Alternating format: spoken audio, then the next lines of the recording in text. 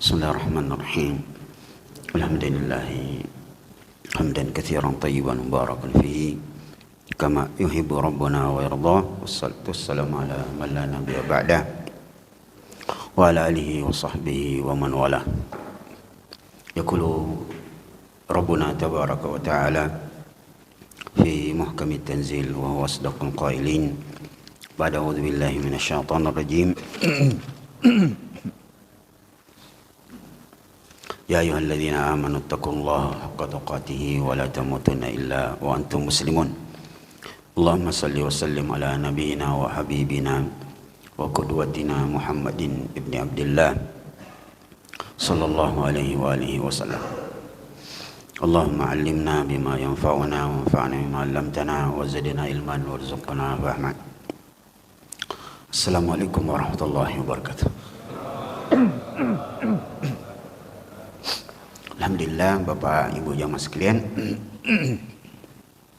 kita memuji Allah Subhanahu wa taala. Subuh hari ini kita berkumpul kembali di subuh Jumat yang penuh berkah ini untuk kita sama-sama mempelajari agama kita lewat ayat-ayat Allah dan hadis-hadis Nabi kita sallallahu alaihi wasallam. Untuk itu sekali lagi mari kita mengirimkan salawat kepada Nabiullah Muhammad sallallahu alaihi wasallam. Bapak Ibu jamaah sekalian, insyaallah pada kesempatan subuh hari ini kita lanjutkan pelajaran kita tentang hal-hal yang berhubungan dengan jenazah. Sebagai mukaddimahnya kita dengarkan satu ayat di surah Al-Anbiya ayat 35 yang mirip dengan surah Al-Imran 185. Allah Subhanahu wa taala berfirman, kullu nafsin dha'iqatul maut wa nabluukum bisyarri wal khairi fitnah wa ilaina turja'un. Setiap yang bernyawa pasti akan mengalami kematian, dan sungguh kami, kata Allah, akan menguji kalian dengan keburukan dan kebaikan. Wa ilaina turja'un, dan kepada kamilah kalian akan dikembalikan. Jadi Bapak Ibu jamaah sekalian, bahwa kita semua pasti akan mengalami kematian, dan tidak satu orang pun yang menolak itu. Ya, kata orang bijak bahwa kematian bagaikan tamu yang tak diundang, dan ketika dia datang pun tidak perlu meminta izin. Untuk itu kemudian Allah mengatakan, dan kami akan menguji manusia dengan kebaikan dan keburukan. Jadi kenikmatan yang kita alami itu adalah juga bagian dari ujian Allah Subhanahu wa taala. Dan Nabi Sulaiman alaihissalam mengajar kita bahwa nikmat yang banyak juga adalah bagian dari ujian. Ketika beliau mengatakan setelah mendapatkan nikmat, hada min fadli rabbi, ini adalah keutamaan yang Allah berikan kepadaku, liyabluwani aashkuru am akfur, untuk menguji aku apakah aku termasuk orang-orang yang pandai bersyukur atau justru menjadi orang-orang yang kufur terhadap nikmat-nikmat Allah Subhanahu wa taala. Kemudian di ayat yang lain dalam surah Al-Imran Allah mengatakan, kullu nafsin dha'iqatul maut, setiap orang akan mengalami kematian. Wa innama tuwaffawna ujurakum yaumal qiyamah, dan balasan yang sempurna akan diberikan pada hari kiamat. Faman zuhziha 'anil nari wa udkhilal jannah faqad faz, barang siapa yang diselamatkan dari api neraka dan dimasukkan ke dalam syurga, maka itulah kesuksesan yang hakiki. Jadi kesuksesan yang hakiki dalam kehidupan kita adalah ketika nanti di akhirat kita mendapatkan surga dan tidak dimasukkan ke dalam neraka. Baik, itu Bapak Ibu jamaah sekalian. Kemudian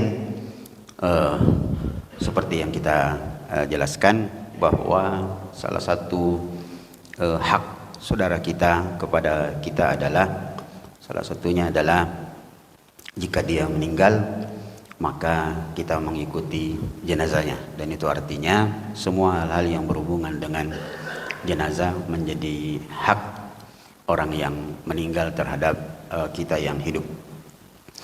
Yang lalu kita sudah menyebutkan tentang sholat jenazah dan kita ulang sedikit beberapa bagian. Yang pertama bahwa sholat jenazah dilakukan dengan 4 takbir.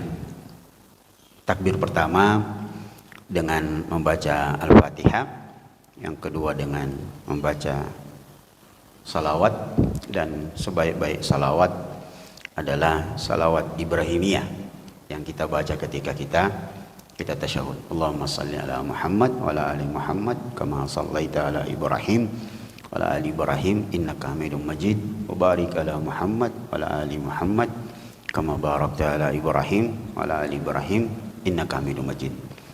Takbir ketiga membaca doa. Doanya sebagaimana yang diajarkan oleh Rasulullah sallallahu alaihi wasallam. Allahumma ghafir lahu, kalau dia laki-laki, Allahumma ghafir lahu warhamhu wa'afi wa'fu anhu. Allahumma akrim nuzulahu wa wassi' mudkhalahu. Allahumma ghsilhu bil ma'i wal thalji wal barad. Allahumma abdilhu daran khairan min darihi wa ahlan khairan min ahlihi wa zawjan khairan min zawjihi wa adkhilhu al jannah wa qihi min adzabil qabr wa min adzabin nar. Terlalu panjang? Ada yang pendek. Allahumma ghafir li hayyina wa mayyitina wa hadirina wa ghaibina wa saghirina wa kabirina wa dzakarina wa unthana. Allahumma liman ahyaitahu minna wa ahyi alal islam wa man tawaffaitahu minna fatawaffahu alal iman. Allahumma la tahrimna ajrahu wa la taftinna ba'dah.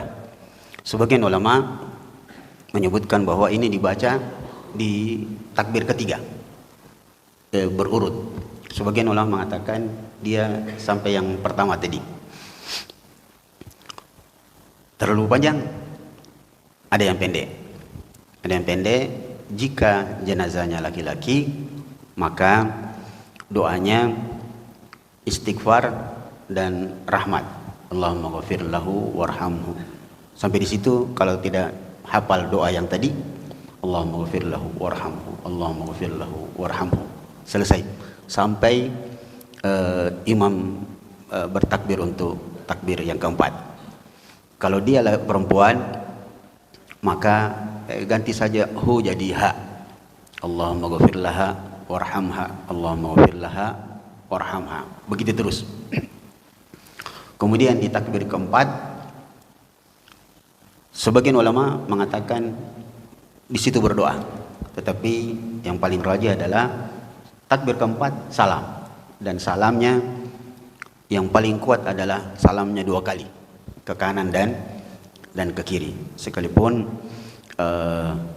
diriwayatkan dan dinisbatkan kepada Imam Ahmad, beliau mendatangkan riwayat bahwa salam dalam salat jenazah 1 kali, yaitu ke kanan. Dan dikatakan bahwa itu kekhususan sholat jenazah. Tetapi kami pelajari kembali, dan salah satunya Syekh Al-Albani mengatakan riwayat-riwayat tentang sholat jenazah salam 1 kali itu lemah dibandingkan dengan sholat jenazah yang salamnya 2 kali.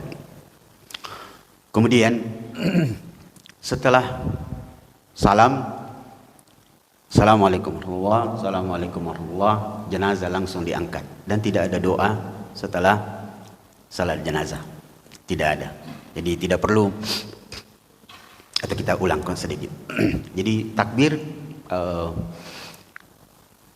Ini takbir pertama, Allahu Akbar. Takbir kedua boleh langsung begini, dan ini yang paling kuat. Ini takbir pertama, Allahu Akbar, baca Al-Fatihah. Takbir kedua, sebagian saudara-saudara kita menurunkan tangannya, dan itu boleh. Tetapi sebenarnya hukum asalnya dia tetap di sini. Lalu takbir untuk kedua seperti Allahu Akbar. Takbir ketiga, jadi tidak perlu diturunkan. Tapi kalau menurunkan juga tidak ada masalah, ya, karena dia kembali kepada hukum asal posisi tangan sebelum salat. Tapi Bapak Ibu jemaah sekalian, nanti jangan heran kalau ada saudara-saudara kita yang biasanya banyak-banyak ikut pengajian di kelompok yang banyak belajar hadis. Itu takbirnya dia begini, Allahu Akbar, satu kali saja dia angkat tangannya, Allahu Akbar. Nanti takbir kedua dia begini, Allahu Akbar, Allahu Akbar, Allahu Akbar. Tetapi itu pun kalau dikembalikan ke asal, maka riwayat yang paling banyak mengajarkan kepada kita bahwa setiap takbir mengangkat tangan. Nah, tinggal apakah tetap di sini atau diturunkan tangannya. Kemudian berikutnya, sekali lagi, setelah salam ke kanan dan ke kiri, jenazah langsung diangkat. Berdasarkan beberapa riwayat bahwa Nabi setelah melaksanakan salat jenazah, salam ke kanan dan ke kiri, beliau menyuruh para sahabat untuk mengangkut jenazah. Itu artinya tidak, minta maaf Pak, saya senyum-senyum, tidak ada lagi doa setelah salam, melainkan langsung diangkat jenazahnya. Dan ketika diangkat, makruh hukumnya mengangkat suara. Jadi kalau angkat jenazah, kemudian kalau mau beristighfar dalam hati dengan suara yang tidak dengan teriak-teriak la ilaha illallah, la ilaha illallah. Itu justru dilarang oleh agama kita. Kita mundur sedikit Bapak Ibu jemaah sekalian. Berhubungan dengan jenazah, diriwayatkan dari Abi Qatadah radhiyallahu anhu bahwa kana Rasulullah sallallahu alaihi wasallam idza du'iya li janazatin sa'ala anha. Adalah Rasulullah, kata Abi Qatadah radhiyallahu an, adalah Rasulullah sallallahu alaihi wasallam jika diminta untuk mensolati jenazah, beliau bertanya tentang keadaan jenazah itu. Fa in uthniya 'alaiha khairun qama fa shalla 'alaiha. Kalau jenazah yang didatangkan itu, atau beliau diberitahu bahwa jenazah itu dipuji orang memujinya karena kebaikannya, maka Rasulullah melaksanakan mensalati orang itu. Jika wa in uthniya 'alaiha ghairu dzalika qala li ahliha sya'nukum biha wa lam yusalli 'alaiha. Tapi kalau dia tidak dipuji, jenazah itu tidak dipuji, atau dipuji tapi tidak ada hubungannya dengan kebaikan agama, maka Rasulullah mengatakan sya'nukum, silakan kamu mau salati saja, saya tidak. Nah, salah satu hal yang menghalangi Nabi untuk tidak mensalati jenazah adalah utang. Dalam riwayat, ketika didatangkan kepada beliau jenazah, beliau mau mensalati, tiba-tiba ada sahabat mengatakan, kalau bahasa kita, ada utangnya itu Rasulullah. Maka Rasulullah menahan. Ditanyalah beliau, kenapa anda disolat? Karena ada utangnya. Sampai datanglah seorang sahabat, disebutkan dalam beberapa riwayat, salah satunya Abu Bakar. Abu Bakar mengatakan, bagaimana kalau saya yang melunasinya? Maka Rasulullah sallallahu alaihi wasallam mengatakan, silahkan. Setelah dilunasi utangnya, barulah Rasulullah mensalatinya. Jadi hadis ini atau keadaan ini membuat di beberapa daerah sekarang ini, belakangan sekitar saya dapati 10 tahun terakhir, ada beberapa tempat, bahkan sudah masuk ke Makassar. Kalau ada jenazah mau disolati, imam yang akan sholat tidak langsung sholat. Dia bilang, saudara-saudara sekalian yang hadir hari ini, apakah kalian bersaksi bahwa jenazah ini orang baik? Baik, alhamdulillah. Itu yang mereka lakukan. Untuk apa itu? Supaya dia mengikuti apa yang dilakukan oleh Rasulullah sallallahu alaihi wasallam. Tapi sebenarnya itu tidak diminta. Orang yang langsung bercerita bahwa itu orang baik, maka Rasul langsung mensolatinya. Alhasil bahwa Rasulullah sallallahu alaihi wasallam sekali lagi itu jika ingin akan mensolati jenazah, maka beliau bertanya tentang keadaannya. Itulah sebabnya kenapa kita disyariatkan untuk memuji orang yang meninggal di antara kita dan tidak menceritakan yang jelek tentangnya, ditutup aibnya. Dalam hadis disebutkan, dan ini berita gembira, man mata wa syahida alaihi salasa min jiranihi, barang siapa yang meninggal dunia lalu ada 3 tetangganya yang memuji dia, yang bersaksi bahwa dia adalah orang baik, maka dia akan mendapatkan kebaikan dari pujian itu. Itulah sebabnya minimal kita ini ada yang kenal kita yang baik, ya 3 orang lah. Dan baik yang dimaksud baik yang berhubungan dengan agama, bukan yang melanggar agama. Karena ada orang juga dipuji, tekan menjual, baju sekali jadi ulu, baik sekali. Baiknya bagaimana? Itu kalau anginung itu yang bayar lagi. Nah itu lain itu ceritanya kalau baiknya seperti itu. Yang dimaksud adalah baik dalam masalah agama. So orang kafir juga banyak yang memujinya. kemudian berikutnya, saudara sekalian,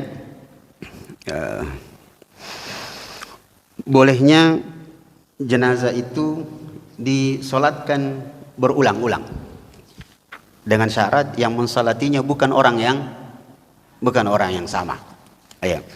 Berdasarkan riwayat, saya bacakan.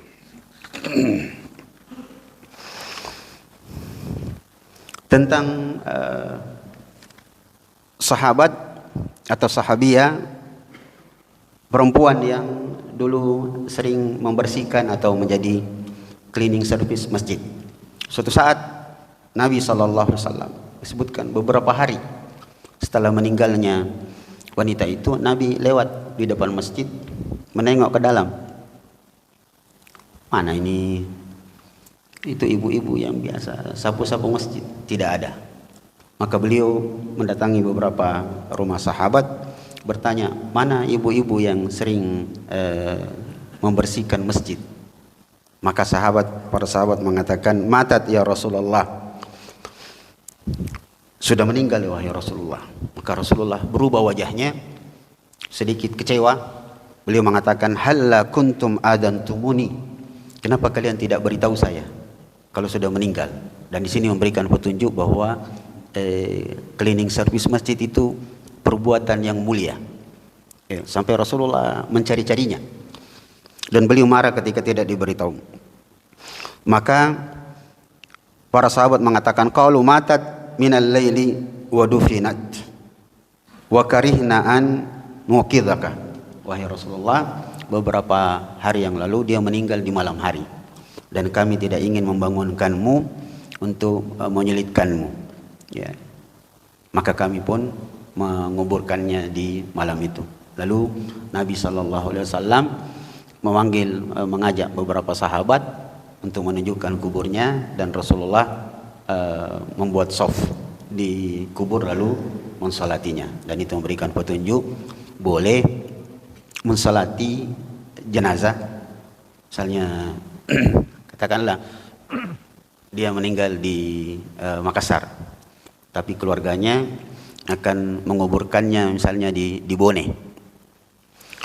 Di Makassar sudah disolati, sampai di Bone sebelum sampai ke kubur dikasih singgah di masjid.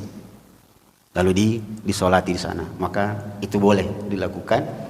Yang penting yang sudah sholat di Makassar itu tidak sholat lagi. Berdasarkan hadis ini dan beberapa riwayat, saya kasih singkat saja. Kemudian saudara sekalian, disunnahkan ketika mensolati jenazah itu dibuat minimal 3 shaf berdasarkan pernyataan Rasulullah sallallahu alaihi wasallam, ij'aluhu salasa sufuf. Ketika akan mendirikan salat, beliau memerintahkan sahabat untuk membuat minimal 3 shaf. Berikutnya diharapkan orang yang melaksanakan salat itu banyak. Kullama kathural jam' kana afdal. Sebab semakin banyak orang yang mensalati jenazah, maka semakin baik keadaan orang yang meninggal dunia itu. Kita lihat hadisnya. Rasulullah sallallahu alaihi wasallam bersabda, "Man mata wa shalla alaihi arba'una rajulan syafa'ahumullah yaumal qiyamah."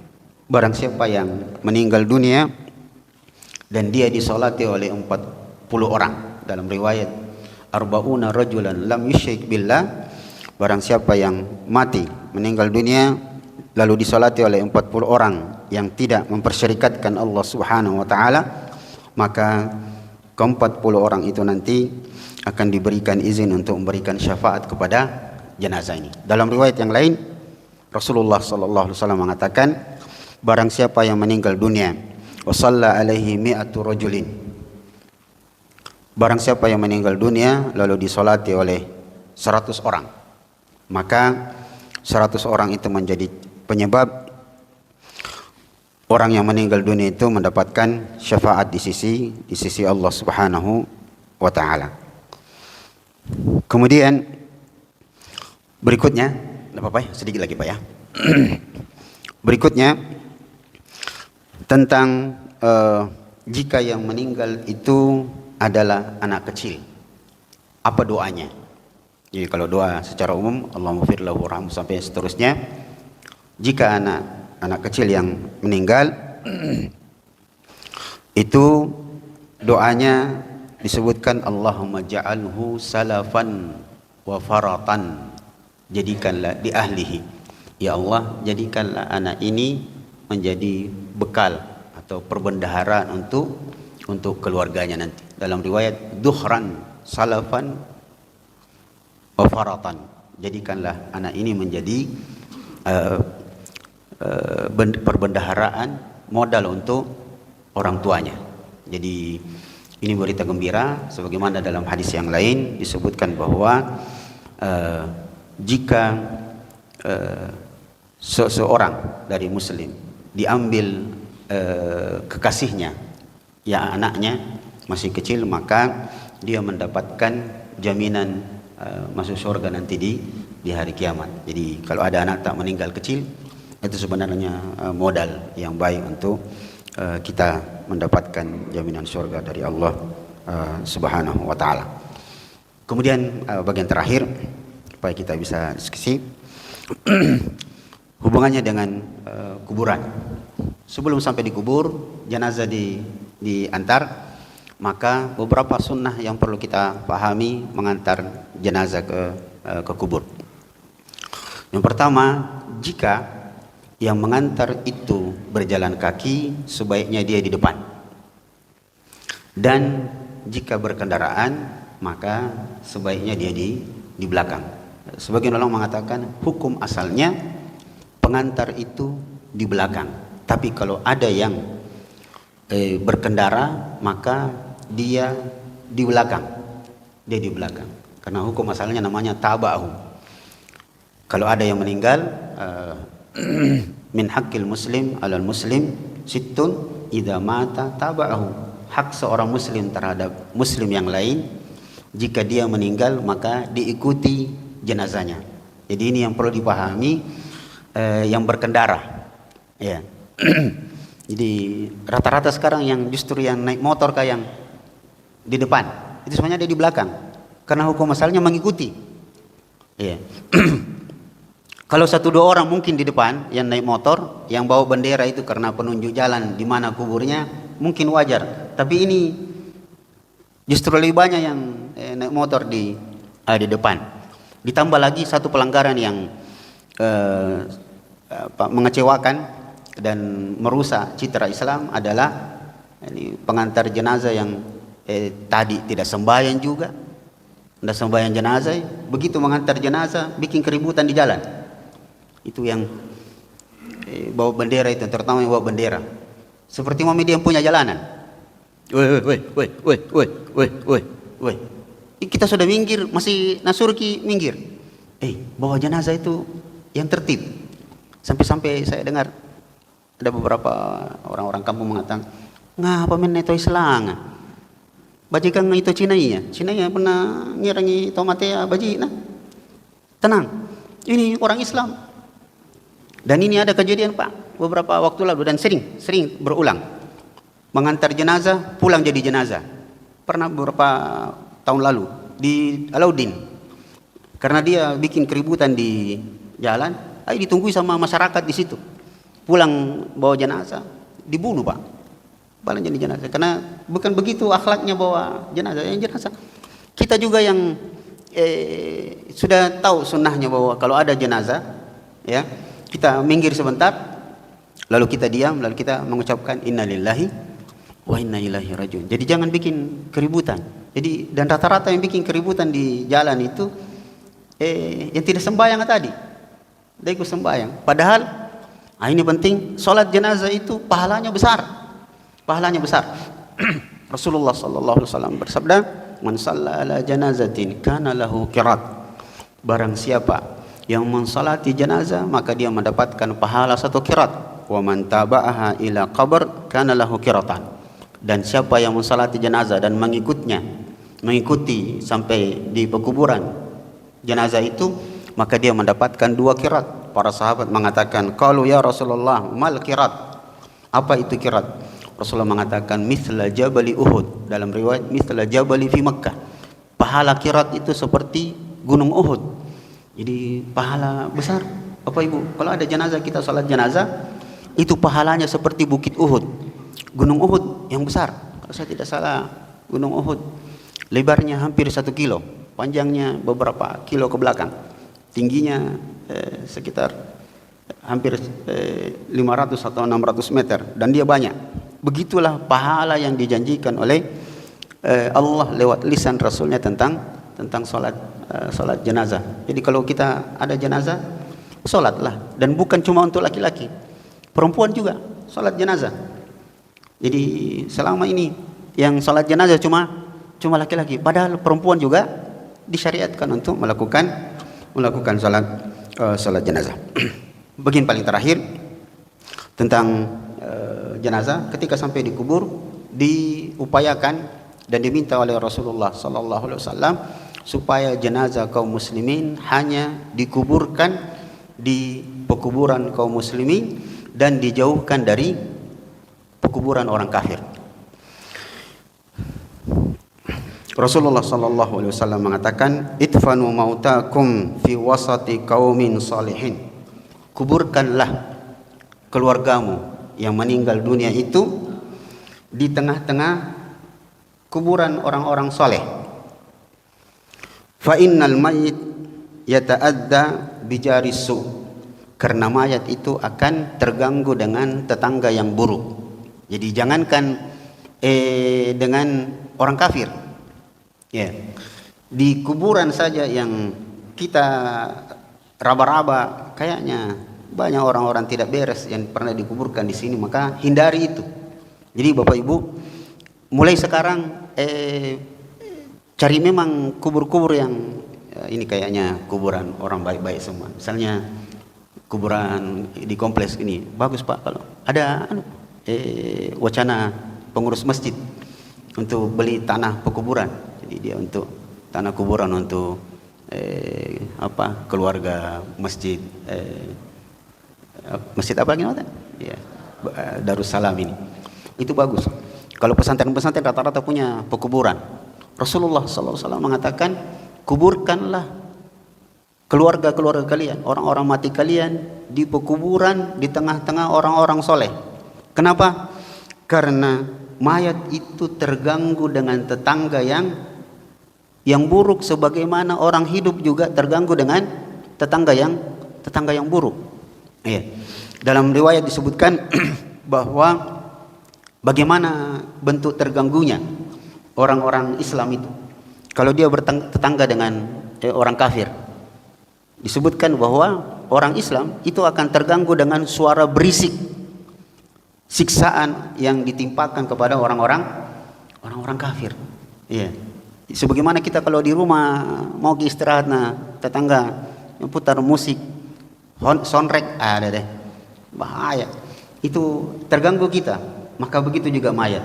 Nah, sesama kaum muslimin saja, Nabi mengatakan cari pekuburan yang bisa dipastikan orang-orang baik yang dikuburkan di situ. Apalagi jangan sampai menggabungkan dengan pekuburan orang-orang kafir. Ini saja Bapak Ibu jamaah sekalian, beberapa hal yang perlu untuk kita pelajari. Mudah-mudahan pada pertemuan yang berikutnya kita sambung sedikit tentang memandikan jenazah sedikit, kemudian tentang apa yang perlu dilakukan ketika jenazah sudah dimasukkan ke liang lahat. Terima kasih, mudah-mudahan bermanfaat. Mohon maaf jika ada hal-hal yang kurang berkenan. Wassalamualaikum warahmatullahi wabarakatuh.